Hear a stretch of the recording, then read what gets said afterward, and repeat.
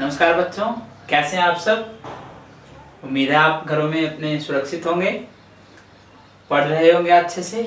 और आज हम बात करते हैं जो हमने कल बात की थी, कल के लेसन में कि पदार्थों के समूह बनाने वाले लेसन में हमने बात किया था कि पदार्थों को हम किस तरीके से पहचानते हैं। पदार्थों के गुणों के बारे में बात की थी हमने, और उसमें आपने देखा होगा कि हमने उसके दिखावट, कठोरता, कोमलता और उसके बाद उनका खुरदरापन, उनकी चिकनाहट और किसी पदार्थ का जल में घुलना, विलय और अविलय, इन सब गुणों के बारे में बात की थी। आज हम उससे आगे चलते हैं और बात करते हैं उसके आगे वाले गुणों के बारे में जो आपके पाठ में है, जो आपका पाठ 4 है, पदार्थों के समूह बनाना। तो उसमें आपका अगला गुण आता है जल में तैरना अथवा डूब जाना। अब इसमें है क्या कि हम देखते हैं कुछ वस्तुएं होती हैं हमारे पास में, जैसे आपकी गेंद है प्लास्टिक की, आपकी सूखी लकड़ियां होगी, वो भी अगर आप उनको जल के ऊपर रखेंगे तो वो क्या करेंगी, वो जल में तैरेंगी, वो जल में डूबेंगी नहीं। तो वो हो गया एक गुण। वो क्या होती है, वो हल्की वस्तुएं होती हैं, हम पहचान सकते हैं इससे कि ये हल्की वस्तु है, ये भारी वस्तु है। इस तरीके से भी जल के ऊपर कोई चीज तैर रही है तो ये हल्की है, अगर कोई चीज डूब गई है जल में तो वो भारी है। जैसे कि पत्थर हो गया, आपका ईंट हो गई, आपके लोहा हो गया या बजरी वगैरह हो गई, वो सब चीजें होती हैं, वो डूब जाती है पानी के अंदर। तो ये गुण जो होता है ये दोनों में आ जाता है कि जल में तैरने वाली वस्तुएं हो गई, आपके गेंद हो गई, प्लास्टिक, सूखी लकड़ी हो गई, रबर बॉल्स हो गई, ऐसी कोई भी वस्तु जो कागज वगैरह जो जल में तैर सकते हैं। और जल में डूबने वाली वस्तुएं जो पत्थर, कंकर और लोहा, आपका प्लास्टिक, आपके जो फोन्स वगैरह हैं, ये सब चीजें कैसी होती हैं जो जल में डूब जाती हैं। अब चीजें जल में डूबती क्यों हैं और तैरती क्यों हैं, इसके बारे में आप अगली कक्षाओं में पढ़ेंगे कि उनके जब आप घनत्व के बारे में जानेंगे चीजों के, तब आपको पता चलेगा कि चीजें क्यों तैरती हैं और क्यों जल में डूब जाती हैं। इसके बाद बात आती है अगले गुण की, जो है कि पारदर्शिता।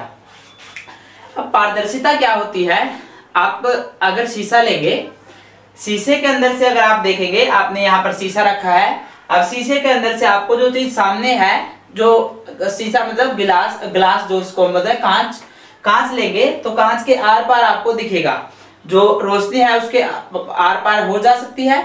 उन चीजों को बोलते हैं जिनके आर पार हमें दिखे, उनको बोलते हैं पारदर्शी चीजें। पारदर्शी जैसे आपका कोई प्लास्टिक के व्हाइट वाला लिफाफा होता है, पॉलिथीन होता है, या फिर आपके शीशे हो गए, पानी हो गया, उनको बोलते हैं पारदर्शी वस्तुएं।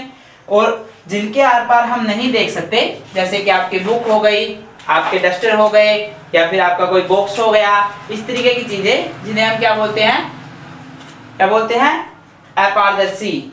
तो ये हो गए 2 गुण, पारदर्शी, अपारदर्शी। और एक तीसरा गुण आता है इसी में, जिन चीजों के बीच से हम देख सकते हैं लेकिन साफ नहीं देख सकते, जिसको बोला जाता है धुंधलापन। अब जिन चीजों के आर पार हमें धुंधला दिखाई देता है उन्हें हम बोलते हैं पारभासी।